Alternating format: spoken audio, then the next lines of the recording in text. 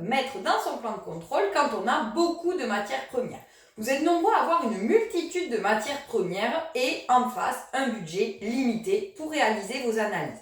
Alors quand je parle d'analyse, je ne résume pas juste la partie microbiologique, j'inclus également tout ce qui est contaminant chimique, comme par exemple les mycotoxines, les pesticides, les métaux lourds, etc.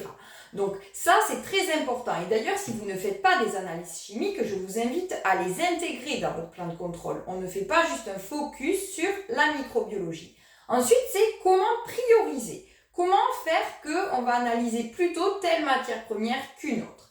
Alors, pour cela, c'est simple.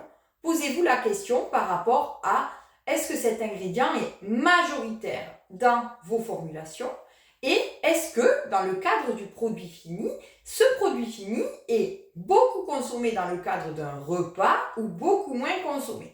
Je vais vous prendre un exemple simple pour que vous reteniez un petit peu la logique qu'il faut avoir. C'est par exemple, je mange un bol de riz, mais je ne mange pas un bol de curry. Et ça, c'est un exemple très simple. Alors, je ne dis pas ici dans cette vidéo, il ne faut pas analyser le curry, mais en tout cas, si vous devez faire une priorité, priorisez le riz, puisque le consommateur final va en consommer beaucoup plus en un repas que le curry, pardon.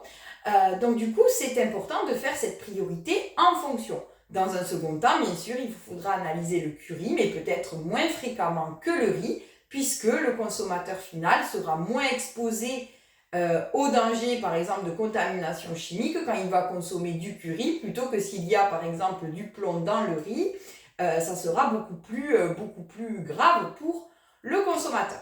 Voilà, donc j'espère que ce petit raisonnement vous aidera à mettre à jour votre plan de contrôle. Ça fait partie d'une des idées qui devrait vous éclairer pour la mise à jour de ce plan de contrôle.